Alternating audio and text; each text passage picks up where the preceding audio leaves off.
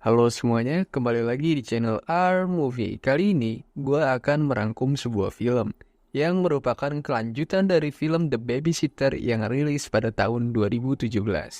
Jika kalian belum menonton video sebelumnya, gue saranin untuk tonton terlebih dahulu agar lebih mudah dimengerti alur ceritanya. Jadi, gak usah berlama-lama lagi, langsung aja kita menuju ke alur ceritanya. 2 tahun telah berlalu, kini Cole telah menjadi seorang remaja. Namun, sekarang ia semakin banyak menanggung bulian dari orang di sekelilingnya. Akibat tidak ditemukannya seorang mayat pun di rumah Cole 2 tahun yang lalu, kini tidak ada yang percaya dengan ceritanya. Bahkan, banyak orang yang menganggapnya cukup gila karena merusak rumahnya sendiri. Hal itu membuatnya seringkali dibully oleh teman-temannya, bahkan sampai dia SMA saat ini. Selain itu, ternyata Melanie pun tidak ingin membantu Cole untuk menceritakan kebenarannya. Padahal Melanie tahu bahwa yang dikatakan Cole adalah suatu kebenaran. Melanie juga bilang, jangan pernah membahas hal itu lagi, dan cukup mengingat saat mereka berciuman saja ucapnya. Namun ternyata, kini Melanie sudah mempunyai pacar, yaitu Jimmy. Jimmy datang bersama temannya, yang bernama Diego dan Bum Bum. Mereka bermaksud untuk mengajak Melanie masuk ke dalam kelas. Di dalam kelas, ternyata ada seorang siswi baru yang bernama Pubi. Saat diminta untuk perkenalan diri, Pubi mengaku bahwa dia sedang hamil akibat dari pergaulan bebas. Di dalam rumahnya, orang tua Cole cemas karena Cole masih saja meyakinkan mereka tentang kejadian 2 tahun lalu. Akibat hal tersebut, mereka bermaksud untuk mendaftarkan Cole ke sekolah psikiatri. Keesokan harinya, Cole melihat formulir pendaftaran sekolah itu. Di sana, tertulis sekolah dimulai jam 1 siang. Sesampainya di sekolah, Cole memberitahu kepada Melanie tentang rencana orang tuanya. Melanie pun langsung melarang Cole untuk pergi ke sana, karena menurutnya, hal itu justru akan memperparah kondisi Cole saat ini. Melanie juga mengajak Cole untuk pergi ke danau jam 1 siang nanti. Melanie berpesan kepada Cole untuk tidak memberitahu orang tuanya. Di saat yang bersamaan, Pubi lewat di samping mereka.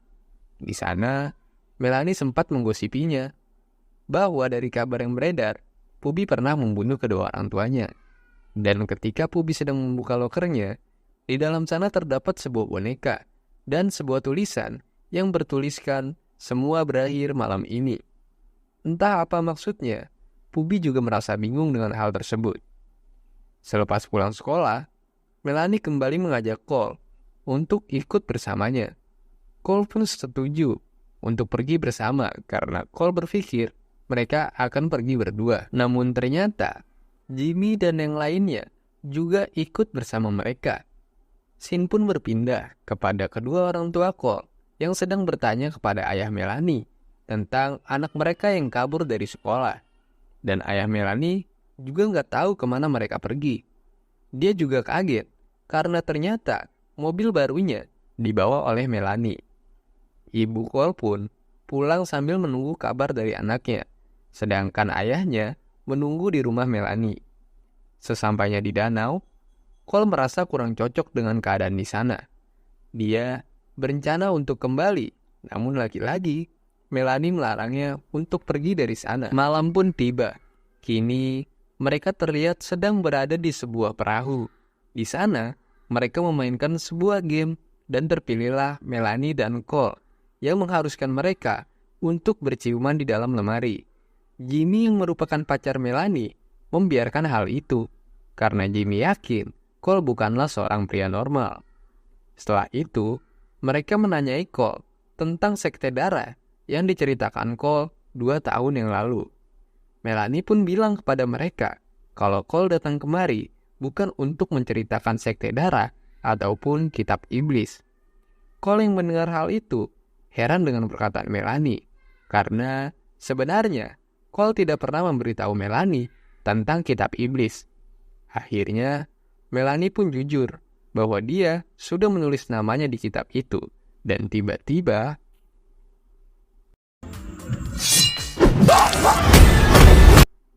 Melanie pun membunuh Bum Bum. Dan sekarang, dia tinggal mengambil darah Cole dan membunuhnya. Tak hanya sampai situ, Cole juga dikagetkan dengan kehadiran Max, John, Allison, dan Sonya yang ternyata masih hidup. Mereka semua bersekutu dengan sekte iblis untuk mewujudkan impian mereka. Melanie berpesan kepada mereka untuk membiarkan Cole hidup sampai ritual diadakan baru membunuhnya. Saat mereka lengah, Cole memanfaatkan situasi untuk mengancam mereka. Di tengah ketegangan itu, Pubi pun datang. Di sana, Cole berpikir bahwa Pubi juga merupakan kelompok mereka. Namun ternyata, kedatangan ia kemari untuk mencari bensin, karena jet ski-nya yang telah kehabisan bensin. Pubi juga melihat Bum Bum yang sudah tewas. Namun di sana, ia mengira bahwa mereka sedang bermain sebuah permainan, dan ia pun pergi dari sana. Saat mereka lengah, Cole melempar Allison dengan menggunakan besi, dan dia langsung naik ke atas kapal untuk melarikan diri. Melanie langsung menyuruh temannya untuk mengejar Cole.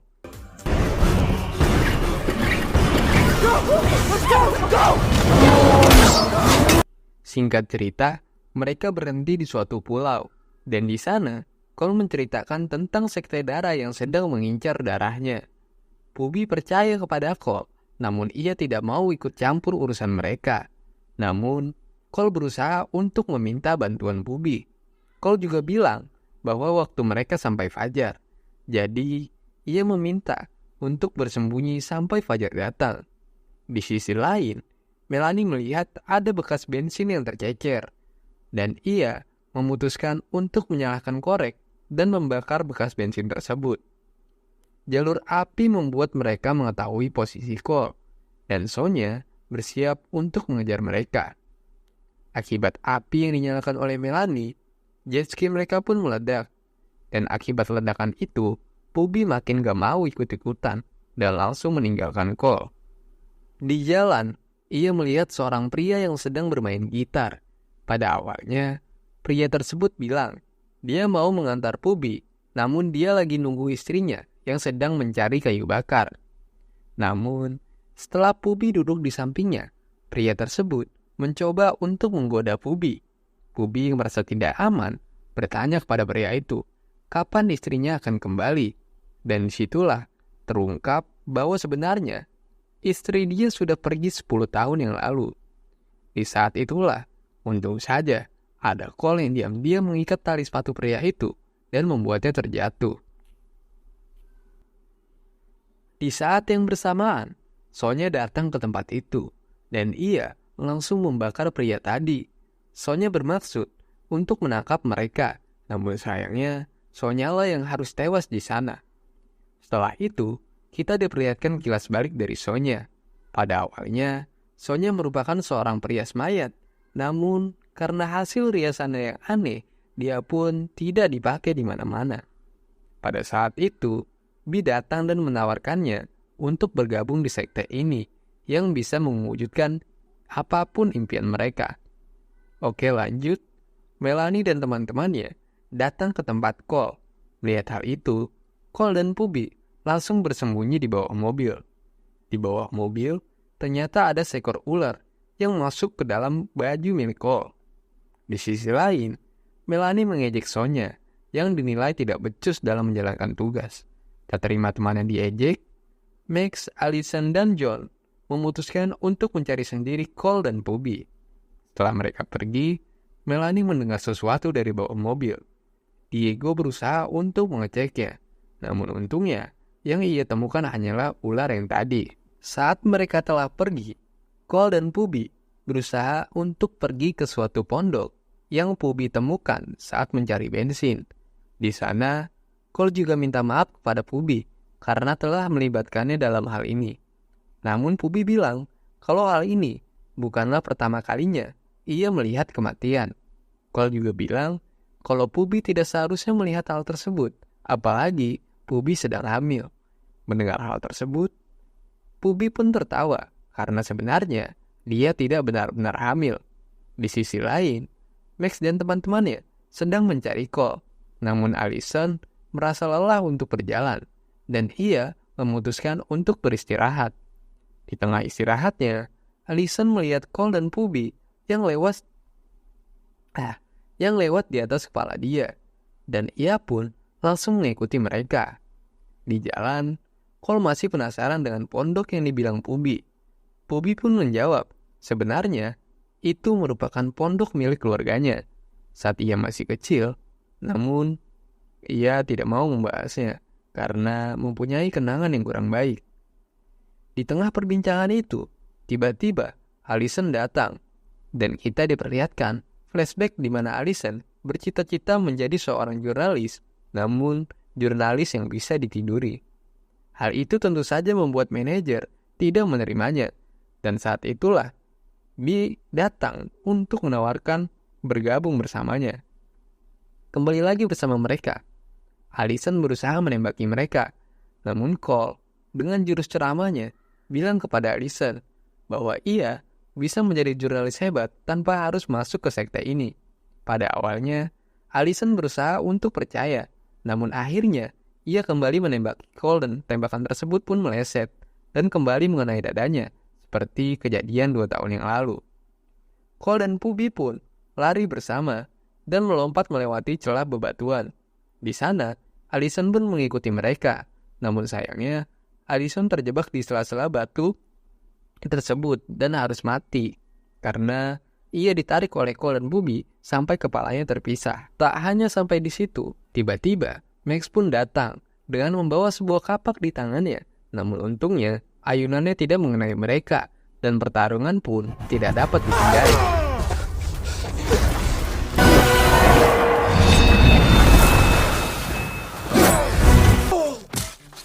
Cole dan Pubi pun berlari menuju dermaga. Namun sayangnya, di sana ia dihadang oleh seorang penjaga.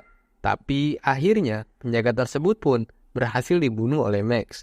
Di sini kita diperlihatkan kilas balik dari Max yang hanya ingin menjadi seorang pembunuh.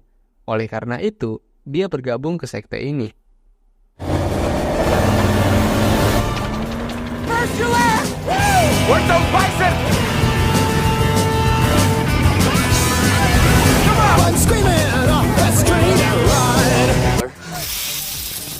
Silly string.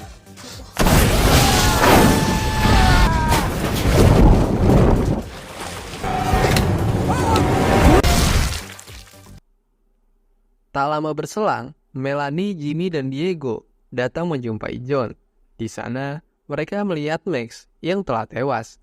Melihat hal tersebut, Diego dan Jimmy memutuskan untuk berhenti dari sekte. Dan ternyata berhenti sama dengan bunuh diri.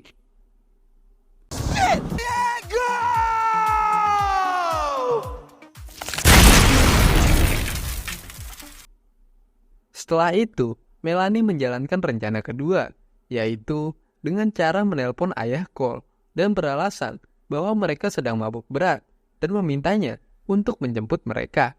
Di sisi lain, Cole dan Pubi telah sampai ke rumah keluarganya Pubi. Mereka pun berniat untuk bersembunyi di bawah rumah itu sampai fajar datang. Di sana, Pubi mengeluarkan sebuah boneka yang ia temukan di lokernya. Pubi bilang pada Cole bahwa bonekanya sudah lama hilang. Namun tiba-tiba, di lokernya, boneka tersebut kembali ada dan berisikan secari kertas yang bertuliskan, semua berakhir malam ini. Dia nggak tahu siapa yang menaruh boneka itu, namun dia merasa semua ini sudah direncanakan hingga dia datang ke sini bersama dengan Cole. Di luar sana, Melanie berhasil menemukan pondok yang menjadi tempat Cole bersembunyi. Sekarang, dia tinggal menunggu ayah Cole datang dan menjalankan rencananya. Tak lama berselang, ia pun datang, dan di sana Melanie bilang bahwa Cole sedang mabuk berat dan dia kembali membahas sekte dan menuduh Melanie orang jahat. Melanie pun menyuruh ayah Cole untuk masuk sendiri agar situasi menjadi terkendali. Di dalam pondok, Pubi bercerita tentang kematian orang tuanya, di mana ia menyebutkan bahwa orang tuanya terbunuh karena tidak sengaja tertabrak oleh dia dan pengasuhnya saat menuju ke danau.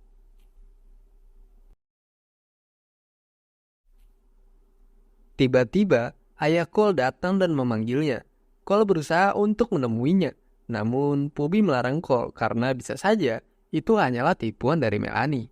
Dan benar saja, terdengar suara John di sana. Pubi bilang ayahnya menyimpan senjata di sini. Namun, Pubi tidak tahu passwordnya. Tapi untungnya, di balik kertas yang ia temukan di bonekanya, terdapat sebuah kode yang mereka yakini sebagai password berangkas senjatanya. Singkat cerita, mereka pun naik ke atas dan bertemu dengan ayah Cole. Kini, kita diperlihatkan kilas balik dari John, yang mempunyai cita-cita untuk menjadi penyanyi terkenal. Namun, karena suaranya yang jelek, ia pun ditolak dan memutuskan untuk masuk ke sekte ini. You just try to shoot me, and you missed, bitch!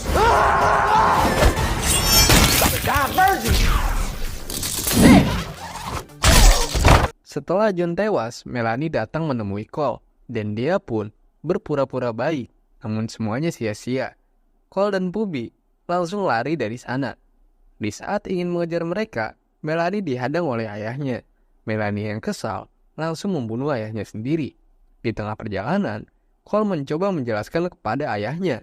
Sang ayah pun memeluknya dan menyuntikkan obat penenang. Di sisi lain, Pubi dihadang oleh Melanie.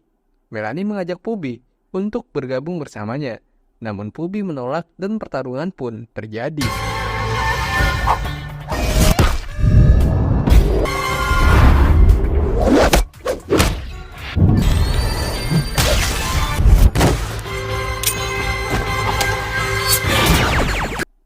Kini Pubi disandra oleh Melanie. Di tempat lain, Cole mulai tersadar. Ia pun langsung mengambil alih mobil milik ayahnya dan meninggalkannya untuk kembali menyelamatkan Pubi. Singkat cerita, Cole sampai di tempat mereka. Cole pun langsung bilang kepada Melanie, bunuh saja dirinya, tapi tolong lepaskan Pubi. Melanie belum mau membunuhnya, karena ia sedang mempersembahkan Cole kepada seseorang. Bee yang selama ini menghilang, sekarang muncul lagi. Pubi pun mengenal Bee dan ternyata Bee merupakan pengasuhnya waktu ia masih kecil. Namun, saat terjadi kecelakaan, dia dinyatakan telah meninggal. Bee pun langsung menceritakan kalau dia yang sedang kritis telah melakukan persepakatan dengan iblis dan mengikuti sekte ini. Singkatnya, Melanie pun langsung mengambil darah Cole dan ternyata keempat teman yang sudah tewas kini hidup lagi. Bee pun langsung mencampurkan darah milik Boom Boom dan juga Cole. Dan mereka semua langsung meminumnya demi mewujudkan impian mereka masing-masing.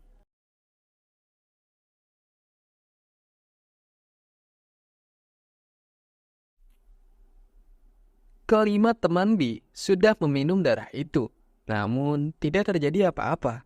Bee pun menjelaskan kalau darah orang normal dicampur dengan darah orang yang suci, maka akan mewujudkan impian, kecuali darah orang tersebut sudah tidak murni lagi.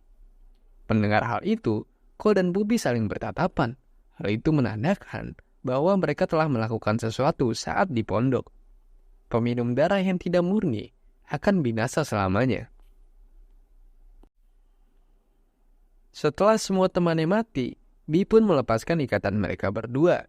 Bee juga bilang bahwa dia sudah merencanakan semua ini, mulai dari menaruh boneka Pubi, mengurangi bensin jet ski Pubi, hingga mereka lari ke pondok dan melakukan sesuatu. Bee juga telah mengajak Melanie yang gila akan followers untuk bergabung ke sekte ini. Hingga singkat cerita, Bee pun memutuskan untuk mengakhiri hidupnya dan ikut binasa di sana.